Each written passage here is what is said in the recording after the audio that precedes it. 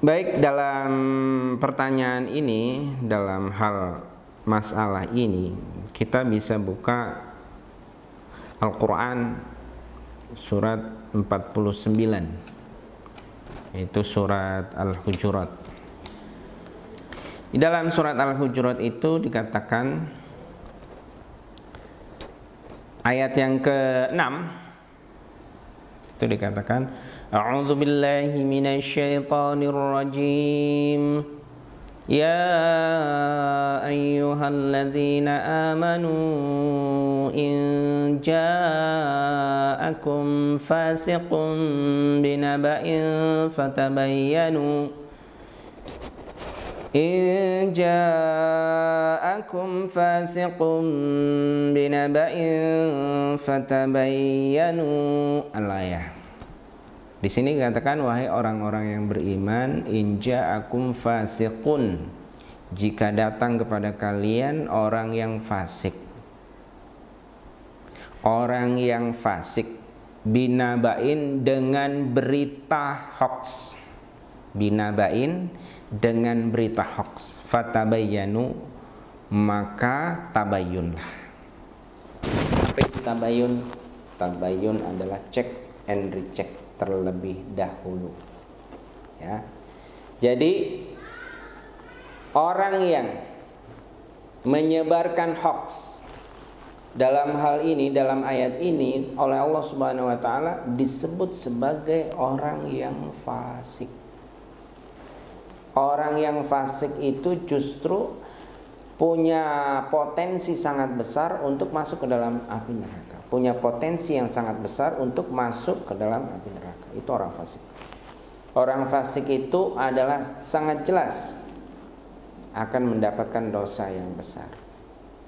Orang fasik, ya, jika mereka tidak memohon ampun kepada Allah Subhanahu wa taala, dia akan mendapatkan dosa.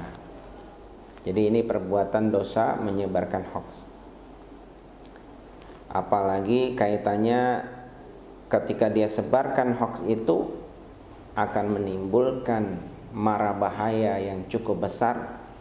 Apalagi zaman sekarang di mana informasi ini cepat sekali menyebar, dan itu nanti akhirnya bisa menjadi dosa jariah.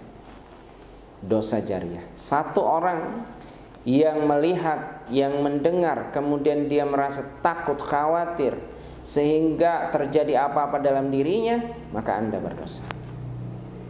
Dan ini baru satu orang. Apalagi konsep medsos zaman sekarang ini cukup cepat merebak, cukup cepat viralnya, sehingga itu akan mengakibatkan Anda sebagai penyebar hoax yang pertama akan dihisab di sisi Allah Subhanahu wa ta'ala. Maka bila ada yang seperti ini, tolong bertaubatlah kepada Allah Subhanahu wa ta'ala, karena ini adalah dosa jariah Anda. Kemudian membuli pihak tertentu atau memfitnahnya, ini apalagi?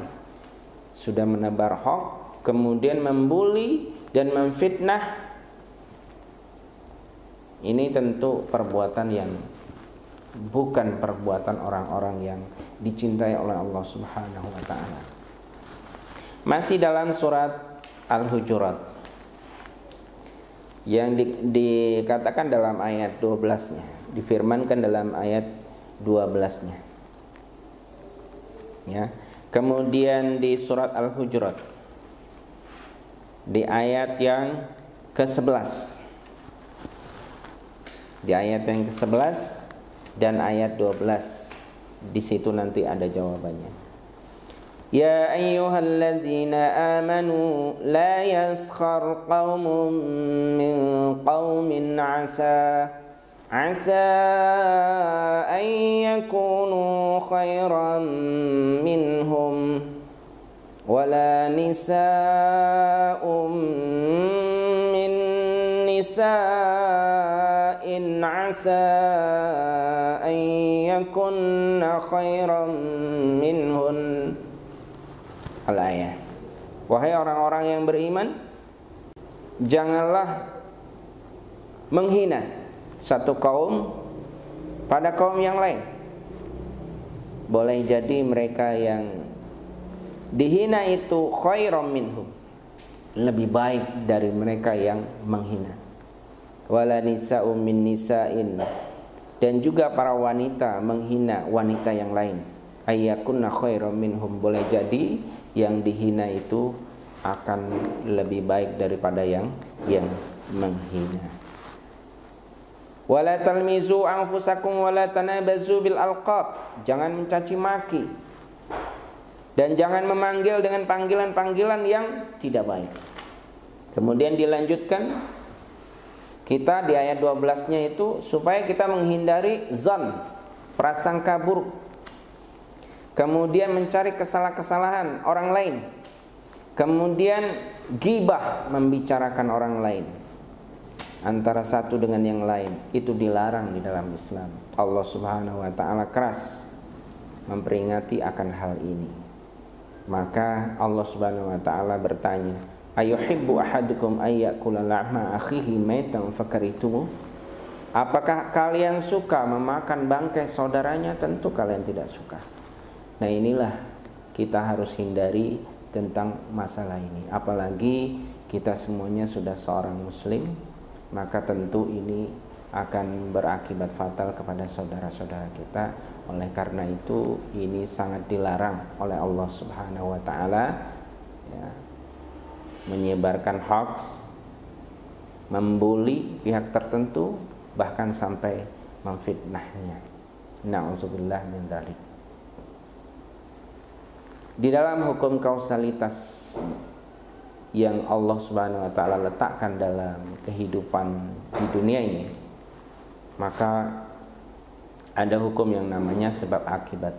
Pepatah Arab mengatakan man yazra yahsud, barang siapa yang menanam pasti dia akan menuai hasil. Apa yang Anda tanam, maka Anda suatu saat akan menuai hasilnya.